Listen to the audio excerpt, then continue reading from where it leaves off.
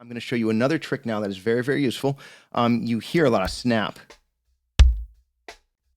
from that snare coming through.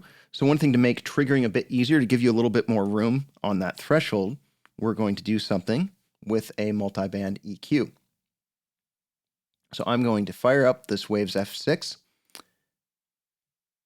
and then I'm going to do a little bit of side chaining. So see this key symbol right here? This links a separate bus or separate output, physical output, or physical input rather, into your system that you can use to make changes to your multi-banding. So I'm going to go to my snare down here and create a bus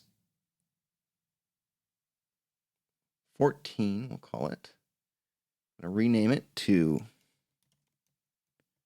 because it's my second snare, I'm going to set this to pre. So now, every time the snare is hit,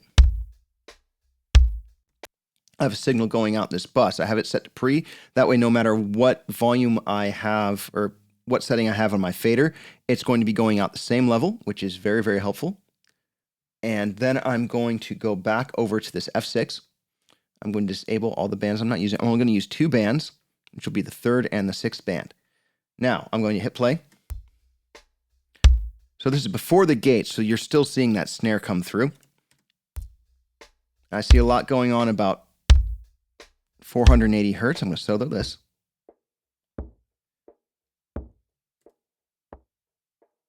Widen that out. All right. Now up here in this little key section, I'm going to select snare SCB, so that selects that snare side chain we just did. If I switch this side chain source to exterior, that switches the source to this. You can really hear that snare now. All right, what we're going to do is create a range here. So the range on the F6 is how much maximum gain reduction you're going to do across that band. And then your threshold, we're going to worry about the threshold in a minute. We're going to speed this attack to 2, leave the release at just middle of road 160.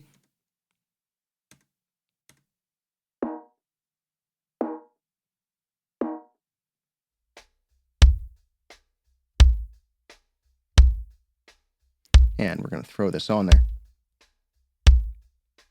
Now, if I'm going to disable this gate so you hear this a little better.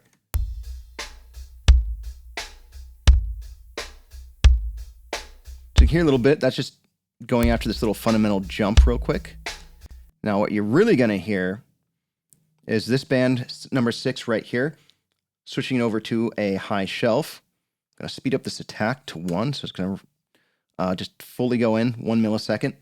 And we're going to bring this down to pretty much right where this this fundamental is starting. Now, if you look at this, we're going to solo this.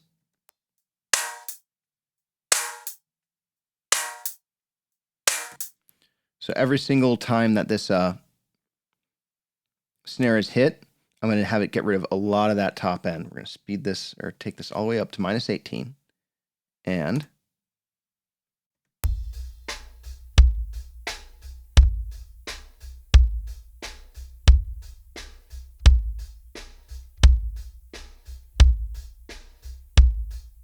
so I bet you hear that. So let me unmute or bypass this real quick.